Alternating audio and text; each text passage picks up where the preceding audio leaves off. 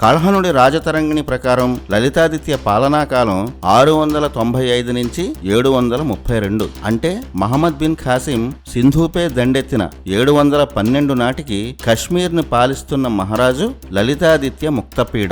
రాజతరంగిణిలో కల్హణుడు అన్ని ఆధారాలతో రాసిన కాలాలను పక్కన పెట్టి లలితాదిత్యకు ఏమాత్రం సంబంధం లేని, అసలు అతని జీవితంలో జరగని ఘట్టాలను కల్పించి కట్టుకథలుగా అల్లి చరిత్ర పుస్తకాల్లో రాసి ప్రచారం చేశారు. ఇంటర్నెట్ లో లలితాదిత్య కాలంగా చూపించే 724 నుంచి 760 అనే కాలం శుద్ధ తప్పు. దీనికి ఎలాంటి ఆధారాలు లేవు. ఇది బ్రిటిష్ వారు కల్పించిన కట్టుకథ. లలితాదిత్య ముక్తపీడ సముద్రగుప్త సమ్రాట్ విక్రమాదిత్య తర్వాత భరతఖండానికి చివరి సమ్రాట్. లలితాదిత్య భయంతోనే సింధు దండయాత్ర తర్వాత అతను బతికి ఉన్నంత వరకు ఖలీఫాలు కశ్మీర్ వైపు కనీసం కన్నెత్తి కూడా చూసే సాహసం చేయలేదు. తాను మరణించే వరకు యుద్ధాలు చేస్తూనే ఉన్నాడు. ఓటమే లేని వీరుడు. లలితాదిత్యను ఇండియన్ అలెగ్జాండర్ అని కొందరు చరిత్రకారులు పొగుడుతారు. కానీ ఆ పోలికే సరిగ్గా లేదు. భరతఖండంపై దాడికి వచ్చిన అలెగ్జాండర్ సరిహద్దుల్లో ఉన్న పురుషోత్తమ అనే చంద్రగుప్త సామంతరాజు చేతుల్లోనే ఓడిపోయి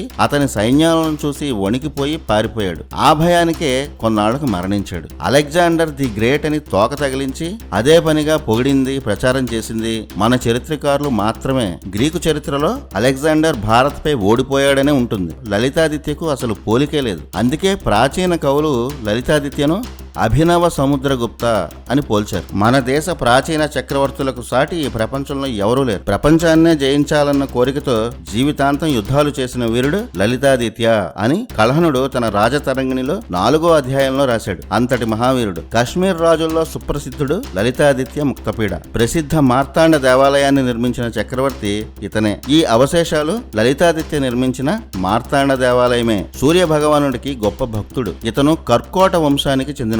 ఇది కశ్మీర రాజవంశాల్లో ప్రాచీన వంశం. సమ్రాట్ విక్రమాదిత్యలాగే 20వ ఏటనే లలితాదిత్య రాజు అయ్యాడు. మన ప్రాచీన రాజులకు ఉన్న కోరికే ఇతనికి ఉండేది. లలితాదిత్య కూడా సమ్రాట్ అవ్వాలనుకున్నాడు. హిందూ రాజ్యం అంతటిని ఒక ఛత్రం కిందకు తెచ్చి సమ్రాట్ విక్రమాదిత్య తర్వాత ఆ ఘనత సాధించిన చివరి చక్రవర్తి కూడా లలితాదిత్యే. అటు మధ్య ఆసియా నుంచి బెంగాల్ వరకు, ఇటు దక్షిణాపథం వరకు తన రాజ్యాన్ని లలితాదిత్య విస్తరించాడు. అలా 705 నాటికే కశ్మీర్ నుంచి కళింగ అంటే ఇప్పటి ఒడిషా, గౌడ అంటే ఇప్పటి బెంగాల్ వరకు లలితాదిత్య సామ్రాజ్యం విస్తరించింది. అప్పటి రాష్ట్రకూటులు, చాళుక్యులు, సింధు రాజులు, మధ్యలో ఉన్న రాజులందరూ లలితాదిత్య ఆధిపత్యాన్ని అంగీకరించిన వారే. ఎందుకంటే ఆపద వచ్చిందని కబురు పెడితే చాలు మెరుపులా వచ్చి లలితాదిత్య ఆ రాజ్యాలను రక్షించేవాడు.